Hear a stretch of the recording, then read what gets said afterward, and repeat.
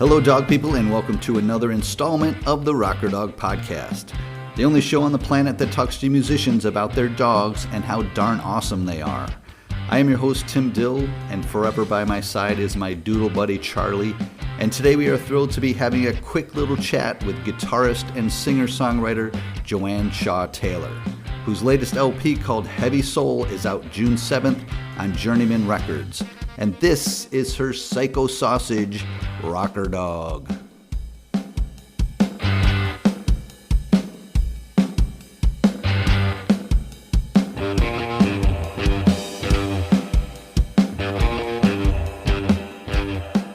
This is Hank. He's a bit tired. Full name Henry Albus Dumbledore Taylor. He just turned 1 in Jan. He's a miniature. I think you guys say Dachshund. We say Dachshund. Okay. I like to refer to him as the Psycho Sausage. Why is that? Does he live up to that billing? Yeah, he's an absolute nutter. He's either terrified of everything or just thinks he's, like a 80-pound bull mastiff that needs to protect 9 guys in my crew that were all from Detroit, Michigan, Brumley, or whatever he's deemed to be that day's threat. Right, funny. Well, I know by your post in your social media, you're obviously a dog lover. You once posted before Hank, a day spent in the presence of a dog is a day well spent. So the question becomes, why adopt Hank when you did? Cut back to a year ago, what was the kind of the motivating factors? I mean, I'd always wanted a dog. I love all animals, but for me, I think dogs are just the best personality on earth. That would just love you absolutely unconditionally. And Hank's got no idea that I'm a performer and I do all this stuff. He just thinks I'm this nice lady that he loves and can't be away from. He's just so pure. So I'd always wanted one, but then obviously with the touring, I had to get to a certain level where I could kind of be the boss and go, hey, I can have a dog on the tour bus. Right. And I did check with the band and they were all super cool with it. As opposed to constantly staying in hotels and touring in a van, that's a lot tougher for a pup. Mm-hmm. So I thought small breed anyway. And then actually it was suggested to me by my psychiatrist that I would really, really benefit from an emotional support animal. Having been a long-time sufferer with OCD and rather crippling anxiety that really kind of kicked off. It got a lot worse after COVID. I think when the world opened back up and I'd been living in such a bubble, the idea of going back out on the road and, it's hadn't been in a public restroom for 2 years. So the idea of sleeping, a hotel room and constantly different restrooms. And I don't know, I think it just kicked something off. So she suggested it. And the Dachshund, it just seemed like a good breed. They got a lot of personality. They're small, so it's not too inconvenient for him to, you don't really want a Great Dane on a tour bus. It's a bit unfair. Mm-hmm. He could walk around the venue for half an hour and it's like him doing a marathon. So that's enough exercise for the chap. That's the real kind of thing behind it. Now, have you been indoctrinated into the cult of Dachshunds? I'm not too bad. I know what you're talking about. We were in a bar having dinner on the day off the other day and a husband and wife came in matching T-shirts with a photo of their sausage dog on. And I said to my guys, I'm like, I'm not there yet, right? And they're like, no, you're I post about him and stuff because it's, I'm terrible at socials, whereas taking a picture of him and putting it up is immediately like 1,000 likes. Yeah. So it's kind of the cheapest way of, it's going to sleep in my lap now. Good boy. What a sweetheart. Well, it's funny, I've had a number of artists on that have dachshunds, and one of them in particular had it posted in his stream about the cult of the dog. And I know all the breeds kind of have their own people, but it does, from an outside observer and not an owner of that breed, that there is a cult-like atmosphere. I mean, not literally, but people want to approach you. They want to get distinct questions, or it's a big understanding amongst everyone who has one. Yeah, well, until you've had a dog, you don't realize how much they take over your life. I mean, it is a full-time commitment. It's like having a child, to be honest, particularly when they're this young. So yeah, you do feel like a new parent at the school gates going, has yours got like hip problems? Or like, has yours got a dodgy leg? Because it doesn't seem to bother him, but he keeps popping it back in. And, it's that first time kind of parent thing as well. sleepless nights of, oh God, is he happy? Am I feeding him the right food? His poo Yeah. was a bit weird the other day. I didn't think I'd have so many conversations about poo uh, as well, which is very on rock and roll. But so yeah, I'm aware of the how much they kind of take over your life and almost, borderline obsession. Now, how did Hank rise above the rest at the shelter or the kennel or the rescue? I didn't go to a rescue. I have a friend that I kind of because I'd set on Dachshund. I have a friend who runs a brilliant non-profit dog rescue in Tennessee called A Place to Bark. And I also love Tennessee Dachshund Rescue. Um, and sadly, every Dachshund or even like Dachshund Cross that came through, I think because they're so popular, every dog that came through was like 17 and kind of blind and had Right. IVD issues. And it's like, that's not, if I could, if I had a house with a bunch of land and I didn't have to tour for a living, I'd take them all in, but it's not fair on that dog to kind of, I needed a young dog. And I had a friend who went to a breeder in Michigan where I was living at the time, and I kind of wasn't too keen on that idea. But then I just saw a picture of Hank, and he was English cream, and I already been in love with him. And he's short hair because I'm kind of allergic to dogs as well, which is unfortunate. And then I just saw the word English cream, and I was like, "That's my dog," and it definitely is. Good choice, I think. Now, any consideration for a female? Yeah, I mean, I was happy with whatever dog that would. I mean, I felt, and I still feel really guilty. My main concern was because dogs love routine, I can't give them a routine. Right. You know, I mean, the routine is he loves the tour bus, thankfully, and he loves all the guys. But, it's a different bed every night. It's a different hotel room. It's a different venue. And then suddenly we're back home and there for a couple of weeks, and then we're going to a different airport. And so I think my main thing was realizing that I probably needed quite a young dog to train, Right. so that I only know that life. And then just the main thing is getting the right sort of personality so that they can still, I want him to have the best life, and just know he's loved. And I want him to have fun and adventures. And, I don't want this to be hard on him. So it wasn't so much a male female thing as just like finding the right personality, which he seemed to be from the get-go. He's happy as long as he's with me. Yeah. I was going to say, Um, with that lack of routine, but the consistency of you must really form a bond between the two of you. Yeah, I got this sling. I mean, we just flew from Detroit to Amsterdam and he stayed in the sling for 9 hours. I mean, I took him out to the bathroom and he was like, "No, I'm fine. Can we go back to sitting on your lap now?" Which again is great as an emotional support. And I do have a really bad fear of flying, and I passed out a few times on the plane. So we've actually managed to get him registered as a service animal because now on a flight, I'm just so concerned about him and is he okay that I Right. forget about the other nonsense, which obviously, long haul flights are kind of a regular feature in me being able to do my job and live. So that's been a nice benefit. Well, that segues nicely into my next question because I know he tours with you. He's been to the studios.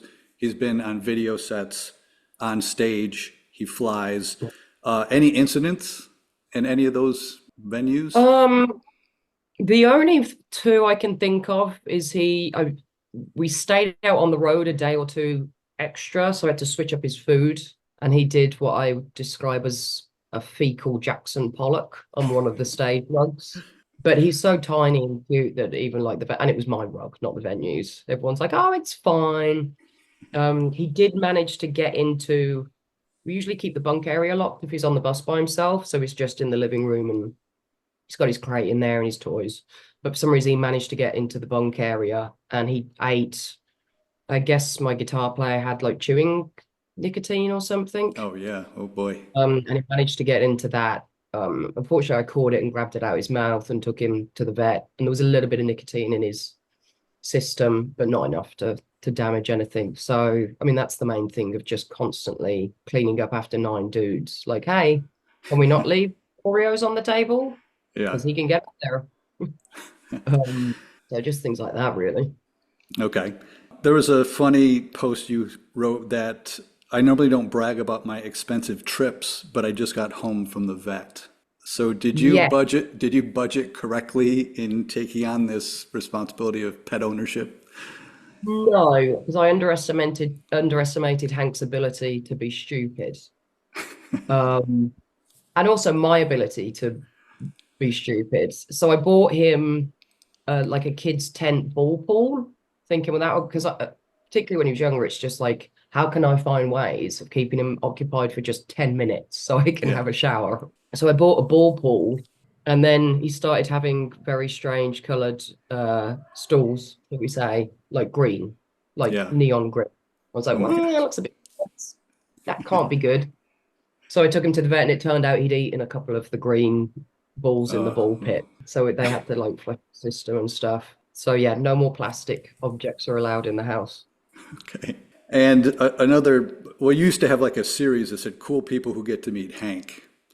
And there was like Kevin Shirley, your producer, Anton Fig, who played on your album, Joe Bonamassa. Did they all pass the Hank test? They did. Uncle Joe, particularly, because that's my best mate. We actually live like a street apart. So we've I he was with at Joe's house for like an hour because I had to nip home and do something. And so I've got access to Joe's ring cams and he's got access to mine, just in case, one of us needs something. And I forgot at that point he was still on puppy pads to put one down. So Joe put down a Joe Bonamassa beach towel for him. And I left and I logged into the thing to the camera just to make sure they were both okay. I was more worried about Joe than anything. And Hank was doing a pee on Joe's face on the beach towel. And Joe's just sitting there going, yes, you are a smart boy. You're such a good boy. Such a good boy. I think the good boy needs turkey. I was like, yeah, that's just he's got it. Love it. And then actually I got to meet Steve Cropper. There was an event in Nashville recently with the governor of Tennessee talking about the effects of he's trying to push through, which is brilliant, push through legislation to ban people using AI to make a Joanne Shaw Taylor album, protecting artists Right. basically, because Yep. there's nothing out there right now to say that anyone with a computer can't make their own body rate album or Right. but anyway, Steve Cropper was there, and I had to go up to him and just say, I was like, Mr. Cropper, if you don't mind, I just wanted to say my name's Joanne, and I'm a massive fan, and just thank you for all your contribution to music, and that was all. And was planning on walking off, but he got excited because he saw Hank on me. So I started petting him, and then Hank licked his hand. So yeah, my dog has licked Steve Cropper's magical hand. That's awesome. You got to be like, Hank, lick me quick, let it rub off. Yeah, touch me. Okay, well, I wrap up my dog questions with the zoomies, and those are just five quick questions. The first one is, do you kiss Hank on the mouth? I try to avoid it, but it's a Dachshund thing. They're obsessive lickers. I like to kiss him on the nose because then he licks his nose and stares at me to do it again. Okay. Question two is, does Hank have a theme song? Yes, it's Psycho Sausage, An original but talking composition? Or is that no, Talking Head Psycho Killer, but I replace okay, it with okay. Psycho. I love it. I can hear it already. Now that Hank tours with you, what does he insist be on the tour rider? Cheese, Baby Bells. That's his go-to Yeah, I mean, I and break it up reward? into little. Yeah, he still gets very anxious, like because we live in downtown Nashville and he hates it. I can't walk him there; he just shakes.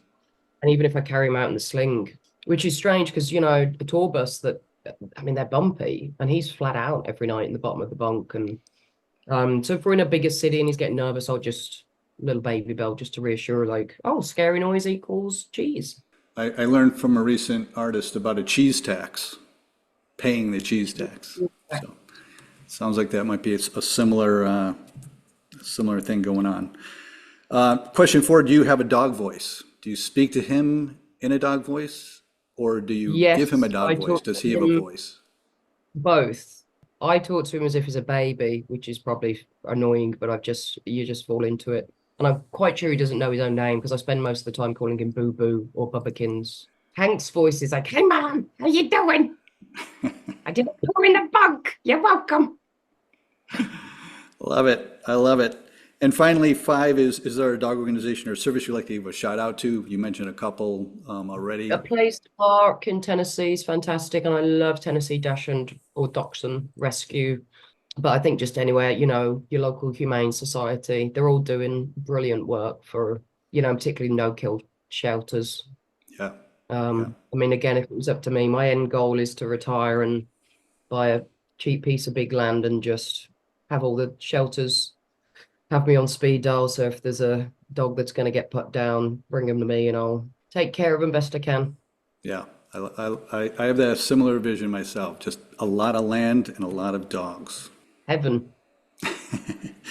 Well, let's talk the new LP. Your new LP, Heavy Soul, is out June 7th on Journeyman Records, produced by Kevin Shirley. What I've noticed is you're so prolific, and you know release an album consistently, either every year or every so often, every 1 or 2 years. But what informed the songs this time? I mean, there wasn't any particular sort of message I wanted to address or something that had happened to me that I wanted to kind of process or vent, which is really how I use writing. It's you know, I always joke it's cheaper than therapy. But it was more of a musical challenge, this one, because the previous album, Nobody's Fool, I'd done two very traditional blues albums back to back. We did a blues album covers album, and then we did that live. So for Nobody's Fool, I kind of really wanted to stretch my writing and do more pop soul, you know, and just mess around a bit more. I didn't feel like I was tied down to having to have a certain number of more guitar songs, etc., because of the previous two albums. So this was kind of a challenge for me is, okay, how do I go from an album like that and bring it back into my normal kind of wheelhouse so that when you look back on my whole discography when I'm gone, that they all, you know, they all sound like me, but different stages of me. There's White Sugar's me at 22 and Nobody's Fool me at 36 or 37. And, you know, but it all sounds like me. So I didn't want Nobody's Fool to stand out in the catalogue as a strange album. So it was more about blending pop and soul, but then also bringing it back into sort of the blues arena for me was the main focus of this album, which I think we managed to kind of cross over a little bit. Like Heavy Soul, the title track is kind of a blues gospel pop song. So I think we managed to kind of transition that. So that was the main thought process behind this one. Okay.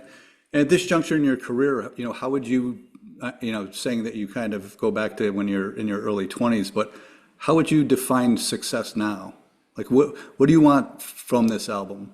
I mean, success to me is happiness and balance. You know, I'm at the age where I've been doing this a long time. And again, you know, been pretty open talking about my mental health struggles, you know, depression and a lot of anxiety. You know, and COVID was the big reset for that of like, you know, it got me to remember why I love doing this and why I do it. So a lot of that is, you know, being happy in my personal life as well. So I went and got the dog that I always wanted, and he's really benefited my mental health as well as my happiness. And then so then in terms of the creative, it's also, I think I'm more willing to take chances now as well. Because very early on, I got labeled as a blues artist because I was on a blues label. And I actually don't think I am a blues artist. I think I'm a blues guitarist that is a soul singer that likes writing kind of pop songs. Right. So I think, you know, it's okay to lean into that and, you know, stretch myself more as a songwriter. Else, you know, the Warriors, you look back and go, that wasn't my true self. I should have been more, you know, authentic to myself and made the music that I wanted to make as opposed to trying to satisfy whatever my audience is. You know, I think you've just got to be yourself for my own happiness, and the songs will find the audience they're meant to find, you know, as opposed to trying to write specifically for an audience. So I think that's what's most important to me at this point in my life. Okay. And as I said, I saw you just, I think this past Sunday, your tour will wrap up, I think before this is out. But what do you have planned for the rest of the year? Do you have any summer plans? As soon as I'm done with this tour, I go straight into the studio to do another album.